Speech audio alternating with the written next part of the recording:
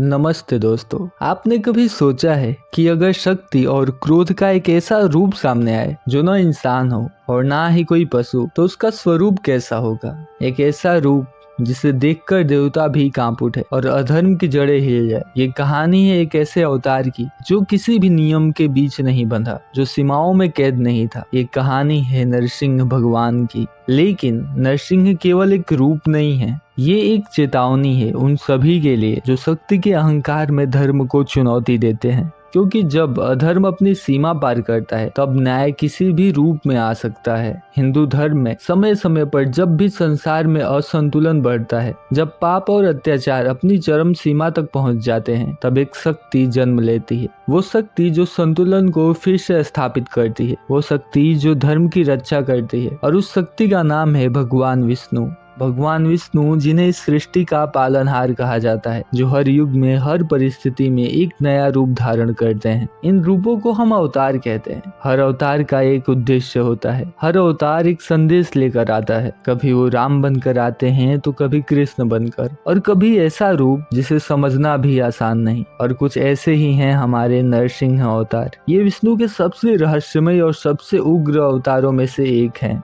ये एक ऐसे अवतार हैं जो किसी नियम में फिट नहीं बैठते, ना पूरी तरह मनुष्य हैं और न ही पूरी तरह पशु। ये आधा शेर और आधा इंसान है। लेकिन सवाल ये है कि आखिर ऐसा रूप लेने की जरूरत क्यों पड़ी? आखिर क्यों भगवान विष्णु को एक ऐसा स्वरूप धारण करना पड़ा जो पहले कभी नहीं देखा गया? इसका जवाब छुपा है एक ऐसे राजा की कहानी में जिसका नाम था हिरण्यकश्यप। हिरण्यकश्यप एक ऐसा राजा जिसने कठोर तपस्या करके ब्रह्मांड की शक्तियों को झुका दिया। कहा जाता है कि उसकी तपस्या से प्रसन्न होकर उसे एक ऐसा वरदान मिला जिसने उसे लगभग अमर बना दिया। उसके वरदान में कुछ ऐसा था कि शायद वो अमर हो चुका था। ना उसे कोई मनुष्य मार सकता था, ना कोई पशु, ना वो दिन में मरेगा और ना रात में, ना ही धरती पर, ना ही आकाश में, ना किसी अस्त्र, ना ही किसी शस्त्र से। ये वरदान सिर्फ एक सुरक्षा नहीं था, ये उसके अहंकार की नींव बन चुका था। धीरे धीरे उसका विश्वास अपने आप में इतना बढ़ गया कि उसने खुद को ही भगवान घोषित कर दिया। अब उसके राज्य में केवल उसी की पूजा होती थी, कोई भी किसी और देवता की पूजा नहीं कर सकता था। लेकिन हर सत्ता में एक कमजोरी होती है,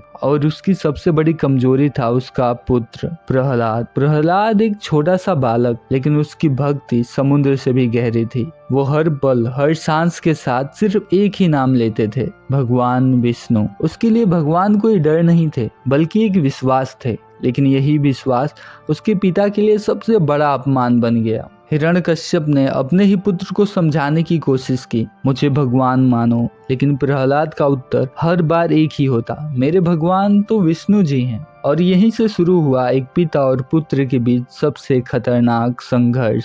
ये संघर्ष सिर्फ विचारों का नहीं था, ये संघर्ष था अहंकार और भक्ति के बीच। हिरण्यकश्यप का क्रोध अब नियंत्रण से बाहर हो चुका था। उसने अपने ही पुत्र को मारने के कई प्रयास किए। कभी उसे ऊंचाई से गिरवाया गया, कभी जहरीले सांपों के बीच डाला गया, कभी आग में बैठाया गया। लेकिन हर बार कुछ अदृश्य शक्ति प्रहलाद की रक्षा कर लेती है। जितना ज्यादा प्रयास किया गया उसे मारने का, वो उतना ही ज्यादा मजबूत होता गया। उसका विश्वास और यही बात हिरण्यकश्यप को अंदर से तोड़ने लगी।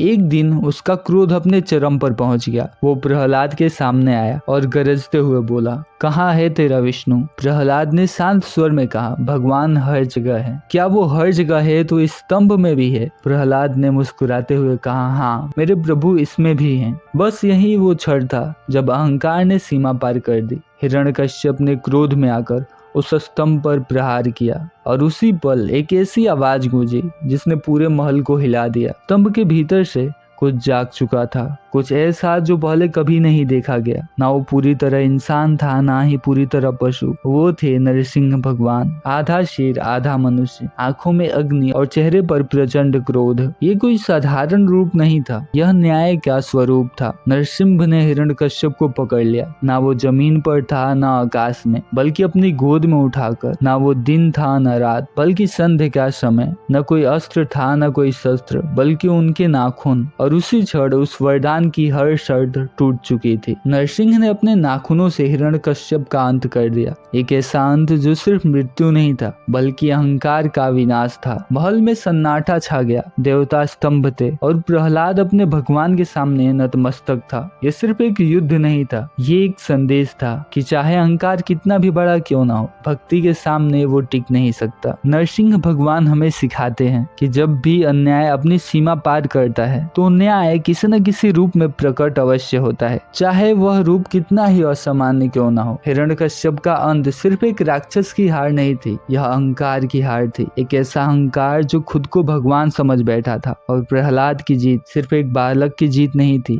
यह सच्ची भक्ति की जीत थी। प्रहलाद ने कभी अपने विश्वास को नहीं छोड़ा, न डर के कारण न ही किसी दर्द के कारण, और यही उसकी सबसे बड़ी शक्ति बनी। यह कहानी हमें सिखाती है कि भगवान हमेशा अपने भक्तों की रक्षा करते हैं, लेकिन हमेशा उसी रूप में नहीं आते जिसकी हम उम्मीद लगाए बैठे होते हैं। कभी वो शांत होते हैं तो कभी उग्र, कभी वो प्रेम से समझाते हैं तो कभी न्याय के लिए क्रोध का रूप धारण कर लेते हैं। नरसिंह का अवतार हमें यह याद दिलाता है कि इस संसार में कोई भी शक्ति धर्म से बड़ी नहीं हो सकती और कोई भी अहंकार सत्य के सामने टिक नहीं सकता। आज भी हम इस कथा को जब सुनते हैं तो यह केवल एक पुरानी कहानी नहीं लगती, यह एक चेतावनी है, ये एक प्रेरणा है। और ये चेतावनी उन लोगों को लगती है जो शक्ति के नशे में सत्य को भूल जाते हैं, और प्रेरणा उन लोगों के लिए जो कठिनाइयों के बीच भी अपने विश्वास को नहीं छोड़ते, क्योंकि अंत में जीत हमेशा उसी की होती है जो सत्य के साथ खड़ा होता है। और जब दुनिया में अधर्म बढ़ेगा, जब भी अन्याय अपनी सीमा पार करेगा, तब कहीं ना कहीं किसी न किसी रूप में न्याय फिर से जन्म लेगा। यही सिखाते हैं हमारे नरसिंह अवतार। जय श्री कृष्णा। प्रभु की कृपा हम सभी पर बनी रहे। मैं मिलता हूँ आपसे नए वीडियो में, तब तक के लिए जय श्री कृष्णा।